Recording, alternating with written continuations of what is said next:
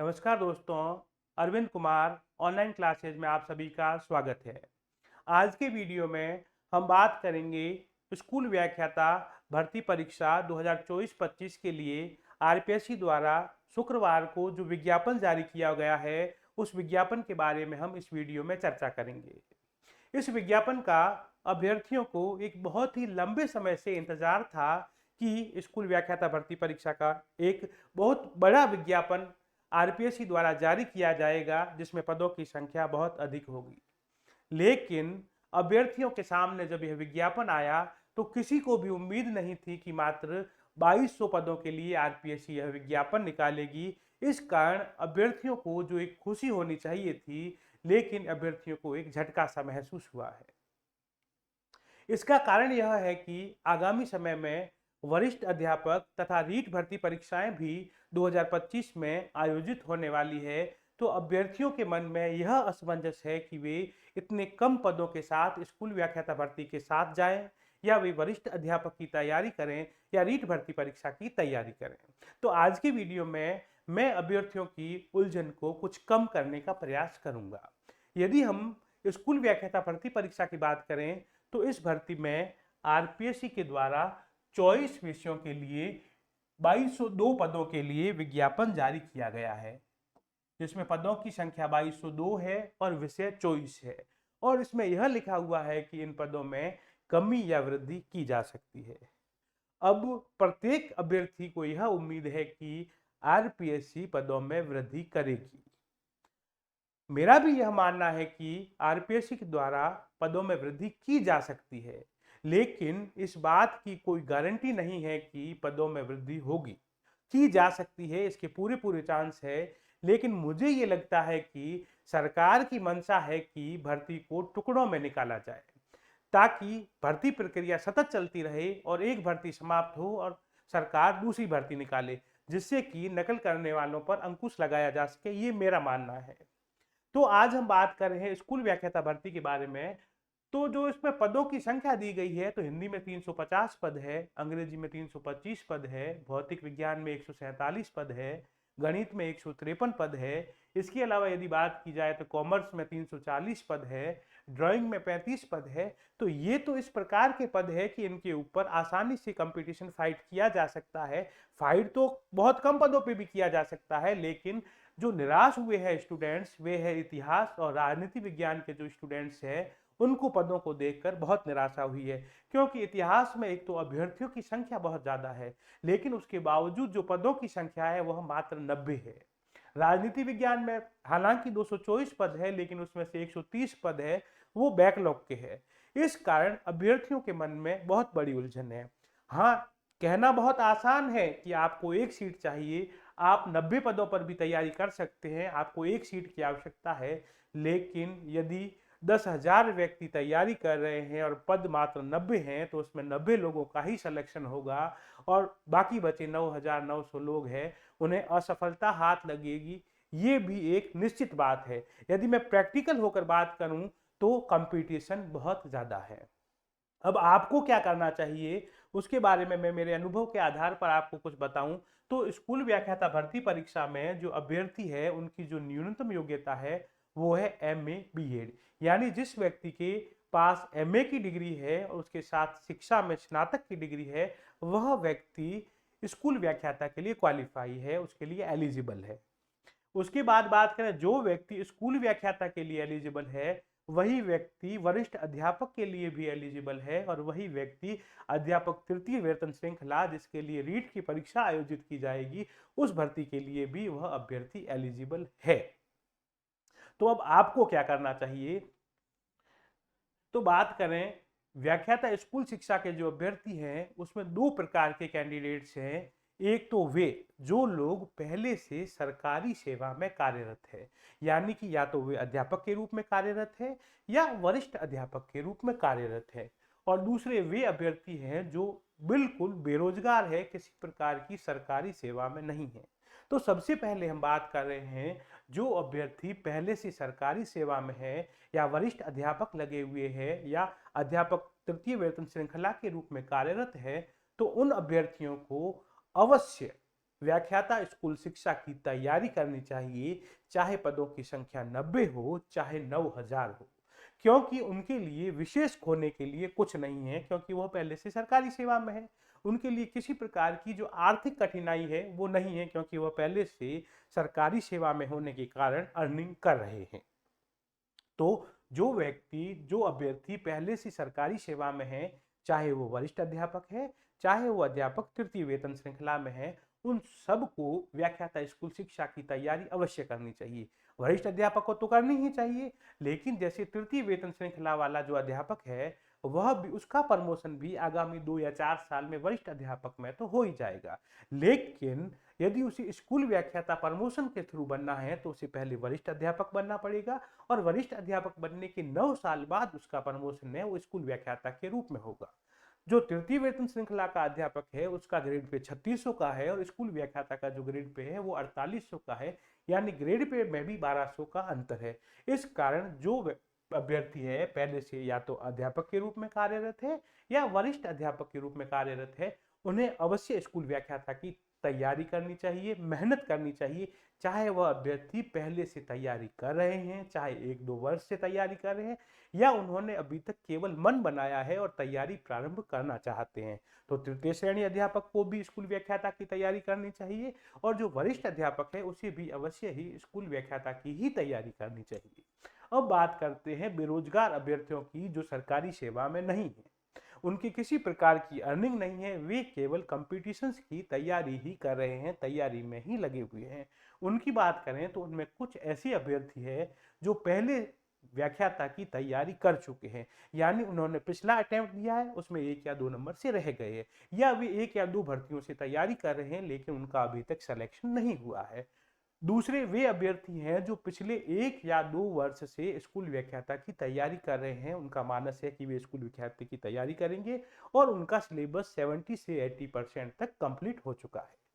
और तृतीय वे अभ्यर्थी है जो जिन्होंने यह निश्चय कर लिया है कि वे व्याख्याता ही बनना चाहते हैं, वे तृतीय श्रेणी अध्यापक की ओर नहीं जाना चाहते, वरिष्ठ अध्यापक की ओर नहीं जाना चाहते। तो ये जो 3 श्रेणी के अभ्यर्थी हैं, इन्हें व्याख्याता की तैयारी करनी चाहिए, क्योंकि जो अभ्यर्थी पहले 1 या 2 अटेम्प्ट दे चुके हैं उनकी तैयारी लगभग क्लियर है। अब उनको केवल तो अपनी तैयारी को धार देनी है, थोड़ा उसमें सुधार करना है, अपनी गलतियों से सीखना है कि वे क्यों पिछली भर्ती में सेलेक्ट नहीं हो पाए। तो ऐसे लोग स्कूल व्याख्याता की ओर जा सकते हैं। दूसरा, जो पिछले 1 या 2 वर्ष से तैयारी कर रहे हैं तो उन्होंने अपना काफी समय इस स्कूल व्याख्याता भर्ती को दिया है, तो वे लोग भी यदि इसकी तैयारी करेंगे तो उन्हें भी सफलता मिलना निश्चित है। फिर बात करें कि जो व्यक्ति ठान चुके हैं कि वे स्कूल व्याख्याता की ही ओर जाएंगे, तो वे भी व्याख्याता की ही ओर जाएंगे। और दूसरे जो अभ्यर्थी है जिन्होंने अभी तक ना तो कोई तैयारी की है और वे बिल्कुल नए हैं, इन लोगों को तो रीट या वरिष्ठ अध्यापक दोनों में से जो उनके लिए सूटेबल हो उसकी तरफ ही उनको जाना चाहिए। फिर इनकी बात है तो इन अभ्यर्थियों ने, तैयारी करने वालों ने, उन्हें तो स्कूल व्याख्याता की ओर जाना चाहिए, लेकिन इसमें एक महत्वपूर्ण बात यह है कि ये आप देख लो कि पद 90 है, मैं केवल इतिहास की बात कर रहा हूं। 90 पदों में 10,000 लोग देंगे, 1,00,000 लोग देंगे, लेकिन सिलेक्शन 90 लोगों का ही होगा। प्रैक्टिकल रूप से आपको इस बात को दिमाग में रखना अति आवश्यक है, क्योंकि प्रत्येक व्यक्ति की आर्थिक स्थिति एक जैसी नहीं होती है, फाइनेंशियल कंडीशंस एक जैसी नहीं होती है, उनका माहौल एक जैसा नहीं होता है। तो जिसे सरकारी नौकरी की अत्यंत आवश्यकता है वो ये एक बार अवश्य सोच ले कि जो व्यक्ति व्याख्याता की ओर जाएंगे उन्हें 1 साल तक या 2 साल तक इंतजार भी करना पड़ सकता है। यदि पदों में वृद्धि होती है तो बात ठीक है, यदि वृद्धि नहीं होती है तो आगामी एक और भर्ती आएगी, अगर वो भी टुकड़ों में आती है तो उसके बाद लगातार भर्तियां आएगी, तो आपका सिलेक्शन तो तैयारी करने वाले का निश्चित रूप से हो जाएगा। लेकिन आपको ये देखना है कि आप 1 वर्ष तक या 2 वर्ष तक इंतजार कर सकते हैं या नहीं कर सकते हैं। इसके लिए आपकी जगह आप ही हो और आपको ही डिसीजन लेना है कि आपकी परिस्थिति क्या है। मुझे नहीं पता कि आपकी परिस्थिति क्या है, इसलिए मैं आपको अगर सलाह देता हूं, उससे ज्यादा आप खुद अपने बारे में विचार करके आप डिसाइड कीजिए कि आप किस ओर जाना चाहते हैं। अब ये लोग हैं जो तैयारी करना चाहते हैं, तैयारी कर चुके हैं, ये लोग जाएं तो इन्हें 1 या 2 वर्ष तक अभी सरकारी नौकरी के लिए इंतजार करना पड़ सकता है। और जिस व्यक्ति के पास 1 या 2 वर्ष का समय है, वही व्यक्ति स्कूल व्याख्याता की ओर जाए। मेरे एक गुरु थे जिन्होंने मुझे कहा था कि अरविंद, यदि आप सरकारी नौकरी में जाना चाहते हैं तो आप अभी जो मिल रही है पहले उसको ज्वाइन कर लें, क्योंकि यदि हम बस में चढ़ते हैं तो बस में यदि हमें खड़े होने की जगह मिल जाती है तो बाद में धीरे धीरे 1-2 स्टेशन के बाद हमें बैठने की जगह भी मिल जाती है। और सरकारी नौकरी भी उसी प्रकार है कि यदि आप पहले सरकारी नौकरी प्राप्त कर लेते हैं तो बाद में आप उच्चतर सेवाओं में जा सकते हैं। और यदि आपकी परिस्थितियां ठीक नहीं हैं और आप उच्चतर सर्विस के लिए जाते हैं और उसके बाद आपका सिलेक्शन नहीं होता है, तो इससे जो निराशा उत्पन्न होती है उसके बाद आदमी कहीं का नहीं रहता है। इसलिए आप अपनी परिस्थितियों को, अपनी क्षमता को पहचान लें और डिसाइड आप खुद करें। मैं तो केवल आपको एक सलाह दे सकता हूं कि आपको क्या करना चाहिए। तो ये तो बात हुई कि जो व्यक्ति स्कूल व्याख्याता की ओर जाना चाहते हैं, उसमें सबसे बढ़िया है कि जो सरकारी सेवा में लगे हुए वे अवश्य जाए, जिनकी तैयारी पहले पूरी हो चुकी है वे भी अवश्य जा सकते हैं। और जो 1 या 2 वर्ष तक वेट कर सकते हैं, इंतजार कर सकते हैं, उन्हें भी स्कूल व्याख्याता की ओर जाना चाहिए। और जिन्हें पारिवारिक परिस्थितियों के कारण, आर्थिक परिस्थितियों के कारण, जिनके पास सरकारी नौकरी, जिन्हें इंस्टेंट चाहिए कि हमें तुरंत सरकारी नौकरी चाहिए, वे लोग यदि रीट या वरिष्ठ अध्यापक की ओर जाएंगे तो उनके भविष्य के लिए बेहतर होगा। आगे यदि हम बात करें कि इस भर्ती में कौन फॉर्म भर सकता है, फॉर्म भरने के लिए बात है कि इस व्यक्ति जो पद है इसकी अपेक्षित जो अर्हता है, मैंने आपको बताया कि MA BEd, स्कूल व्याख्याता के लिए आपका MA BEd होना आवश्यक है। तो अपेक्षित शैक्षणिक अर्हता के अंतिम वर्ष की परीक्षा में यदि आप सम्मिलित हुए हो या शामिल होने वाले हो तो आप इस भर्ती परीक्षा के लिए आवेदन कर सकते हैं। लेकिन परीक्षा होने से पूर्व आपको आपकी डिग्री पूरी हो जाने का सबूत RPSC को देना होगा। और एक बात आप ध्यान रखिएगा कि आप फॉर्म भरते समय किसी प्रकार की गलत सूचना RPSC को उपलब्ध नहीं कराए, क्योंकि RPSC इस मामले में अब सख्त है, आपके खिलाफ दंडात्मक कार्यवाही भी की जा सकती है। इसके बाद हम आयु सीमा की बात करें तो स्कूल व्याख्याता भर्ती परीक्षा के लिए आयु सीमा में जो डेडलाइन या जो डेट दी गई है वो है 1/1/2025, यानी 1 जनवरी 2025 को यदि आपकी न्यूनतम आयु 21 वर्ष है और अधिकतम आयु यदि आपकी 40 वर्ष है, यानी आपकी आयु 21 वर्ष से कम नहीं होनी चाहिए और 40 वर्ष से अधिक नहीं होनी चाहिए, तो ऐसे अभ्यर्थी इस भर्ती के लिए पात्र हैं। उसके बाद जो व्यक्ति 1/1/2025 को अधिक आयु के हो रहे हैं उनके लिए RPSC द्वारा 1 वर्ष की छूट दी गई है। और राजस्थानी विषय में जो स्कूल व्याख्याता भर्ती परीक्षा देना चाहते हैं उनके लिए 3 वर्ष की छूट RPSC के द्वारा दी गई है। बाकी SC ST OBC, महिला, दिव्यांग, विधवा, परित्यक्ता और जो विशेष योग्यजन हैं उनके लिए जो छूट है वही इस भर्ती में भी दी गई है। इसके बाद यदि हम बात करें इस परीक्षा की स्कीम क्या होगी, परीक्षा किस तरह से होगी, तो कुल 450 अंकों की परीक्षा होगी। इन 450 अंकों में प्रथम प्रश्न पत्र 150 अंकों का होगा तथा द्वितीय प्रश्न पत्र 300 अंकों का होगा। और प्रथम प्रश्न पत्र में 75 प्रश्न होंगे और द्वितीय प्रश्न पत्र में 150 प्रश्न होंगे। सभी प्रश्न विकल्पात्मक होंगे और प्रत्येक गलत प्रश्न के लिए 1/3 मार्क्स काटे जाएंगे, यानी कि आपके लिए 1/3 की नेगेटिव मार्किंग है। यदि 2 नंबर का क्वेश्चन होगा तो 2 नंबर का 1/3 भाग आपके कुल प्राप्त अंकों में से काट लिया जाएगा यदि आप गलत प्रश्न को अटेम्प्ट करते हैं।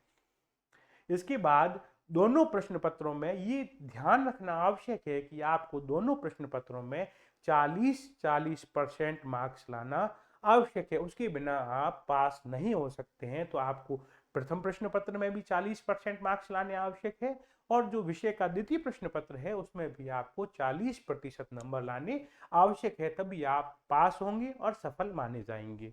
लेकिन उसमें SC ST को 5% की छूट है और जो सैनिक, दिव्यांग और जो विशेष योग्यजन है उनको न्यूनतम अंकों में छूट दी गई है। तो आज के वीडियो में हमने स्कूल व्याख्याता भर्ती के विज्ञापन के बारे में चर्चा की है और आगे के वीडियो में मैं इतिहास विषय से संबंधित वीडियो लेकर आऊंगा। इतिहास के सिलेबस पर चर्चा करूंगा। आप सभी को दीपोत्सव की बहुत बहुत शुभकामनाएं। धन्यवाद।